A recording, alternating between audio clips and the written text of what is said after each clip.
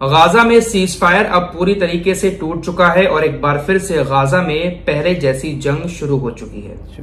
वैसे जंग कहना इसको गलत है, गाजा में हमले शुरू हो चुके हैं। जंग तो तब कहा जाता है जब आमने सामने के लड़ने वाले दोनों एक जैसे हों। सोते हुए महिलाओं और बच्चों पर बम बरसाना ये जंग नहीं बल्कि हमले कहा जाएगा। दरअसल आप लोगों को मालूम ही है कि सीज फायर हुआ था हमास और इजराइल के बीच, जिसके मुताबिक हमास को इजरायली बंधकों को वापस करना था पहले स्टेज में, और उधर से इजराइल को जिन लोगों को फिलिस्तीनियों को जेल के अंदर डाल रखा है इजराइल ने, उनको छोड़ना था। पहली स्टेज पूरी हुई 42 दिन की, उसके बाद दूसरी स्टेज लागू होनी थी। इजराइल और अमेरिका टाल मटोली करते रहे क्योंकि दूसरी स्टेज में इजरायली सेना को पूरी तरीके से गाजा से वापस जाना था और इजराइल के सारे बंदूकों को हमास को छोड़ना था। हमास राजी था सारे बंदूकों को छोड़ने के लिए, लेकिन इजराइल अपनी सेना को वापस लेने के लिए तैयार नहीं था। अमेरिका बीच में एक बार फिर से आ गया नया प्रस्ताव लेकर, लेकिन हमास ने अमेरिका के उस प्रस्ताव को भी नकार दिया। हमास ने कहा कि जो डील हो चुकी है हम उसी के साथ आगे बढ़ना जारी रखेंगे। ऐसे ही टाल मटोल कर रहा था इजराइल। फिलहाल अभी भी हमास के कब्जे में इजराइल के कुछ बंधक मौजूद हैं। सीजफायर की डील हुए आज 57 दिन हो चुके थे और आज 57वें दिन बेंजामिन नेतन्याहू ने सीजफायर को पूरी तरीके से तोड़ते हुए गाजा पर खतरनाक बमबारी शुरू कर दी। सहरी के बाद जब लोग अपने आशियानों में सोए हुए थे, आशियाने क्या हैं, उजड़े हुए आशियाने हैं बेचारों के, खुले मैदान में टेंट लगाकर रह रहे हैं। उन्हीं टेंटों पर सोते हुए इजरायली एयरफोर्स ने ऊपर से बमबारी शुरू कर दी। अभी तक की जो लेटेस्ट अपडेट है तकरीबन शाम के 4 बजे हैं भारत के समय के मुताबिक। 402 लोगों के मारे जाने की खबर है। मौतों का आंकड़ा लगातार बढ़ता जा रहा है। बहुत सारे लोग घायल हैं। बहुत सारे तंबू बनाकर लोग रह रहे हैं क्योंकि घर तो उजड़ चुके हैं। उन्हीं तंबुओं पर खतरनाक सुबह के वक्त में बमबारी की। 6 घंटे के अंदर अंदर 402 लोगों के अब तक मारे जाने की खबर आ चुकी है, जिसमें महिलाएं और बच्चे भी बहुत ज्यादा तादाद में हैं। मरने वालों का आंकड़ा लगातार बढ़ रहा है जारी। दोस्तों, ये जो हमले हुए हैं, ये हमले डोनाल्ड ट्रंप के सिग्नल मिलने के बाद हुए हैं। डोनाल्ड ट्रंप ने इजराइल को ग्रीन सिग्नल दे दिया कि जाइए आप हमले कीजिए, क्योंकि हमास हमारे प्रस्ताव को नहीं मान रहा है। डोनाल्ड ट्रंप की तरफ से इशारा मिला और इधर नेतन्याहू ने गाजा में हमले शुरू कर दिए। वैसे एक वजह और भी सामने आ रही है नेतन्याहू के हमला करने की। आप लोगों को मैं लगातार बता रहा हूं कि नेतन्याहू के ऊपर एक बहुत बड़ा मुकदमा चल रहा है इजराइल की अदालत में, और इजराइल की अदालत ऐसी है कि वहां पर फिर नेता कोई भी हो उसको सजा दी जाती है। भ्रष्टाचार का ये आरोपी है, आरोप साबित हो चुके हैं, कभी भी ये जेल जा सकता है।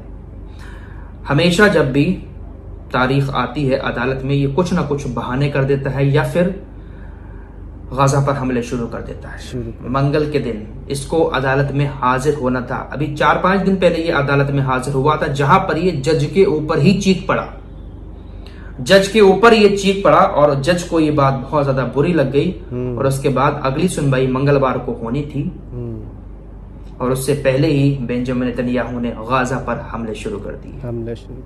ऐसा भी माना जा रहा है कि ये हमले जो हुए हैं अपने आप को बचाने के लिए नेतन्याहू ने गाजा पर किए हैं, क्योंकि आरोप बिल्कुल पूरी तरीके से साबित हो चुके हैं। ये किसी भी वक्त इजरायली अदालत के फैसले के बाद जेल जा सकता है।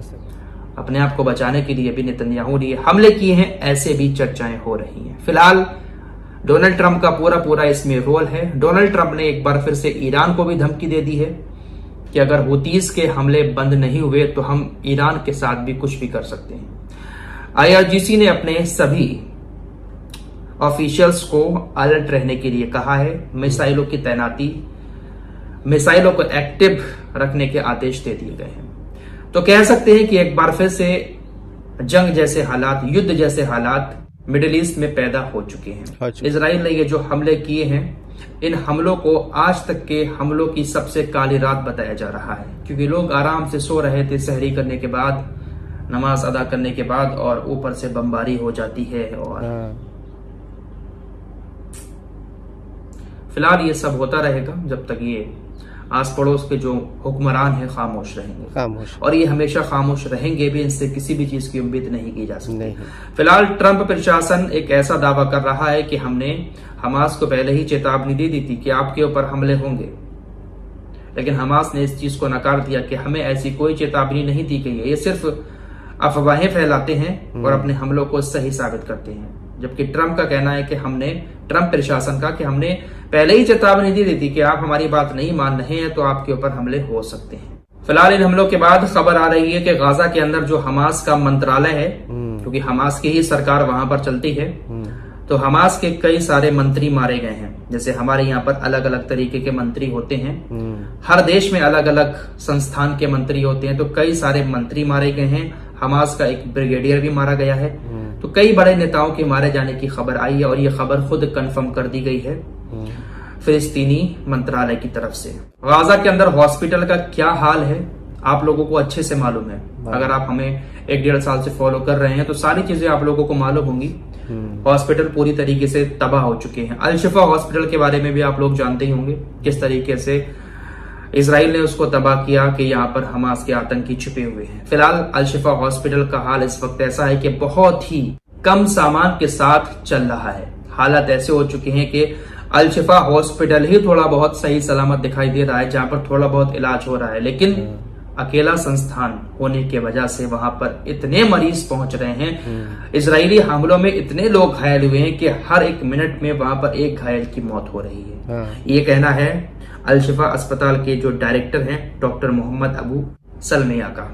तो ये रमजान के महीने में हर साल इजराइल गाजा के साथ ऐसा करता है। सुकून से रमजान नहीं कट पाते गाजा के लोगों के। वही दोस्तों, हमास दावा कर रहा है कि इजराइल जानबूझकर ऐसे हमले कर रहा है ताकि उसके बंधक जो हमारे कब्जे में हैं वो मर जाएं। उसके बाद इजराइल पूरी तरीके से आजाद हो जाए हमले करने के लिए। हमास के एक नेता ने अल अरबी अल जदीद को बताया कि गाजा पर इजरायली बमबारी में 1 इजरायली बंधक मारा गया है और 2 इजरायली बंधक बुरी तरीके से घायल हो गए हैं। हमास के नेताओं का कहना है कि इजराइल जिस तरीके से हमले कर रहा है उससे एक बात साबित होती है कि हमास अपने बंधकों को हमारी कैद में मारना चाहता है।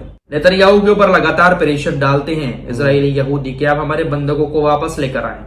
नेतन्याहू सोच रहा है या तो ये वापस आ जाए या फिर हमास की कैद में ही मर जाए, ताकि हमारे ऊपर लोग प्रेशर ना डालें कि उनको वापस लाओ जिंदा।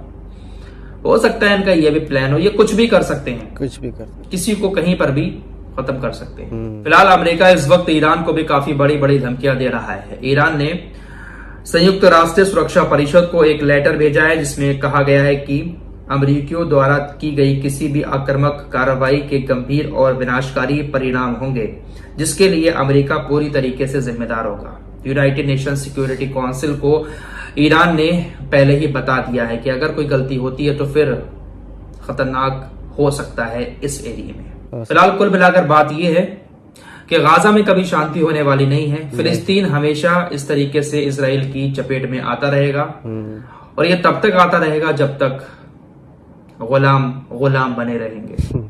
दोस्तों, हमारी वीडियो पसंद आए तो फॉलो सब्सक्राइब कीजिए और साथ ही साथ शेयर भी कीजिए। मिलते हैं अगली वीडियो में, तब तक के लिए अपना ख्याल रखें। धन्यवाद।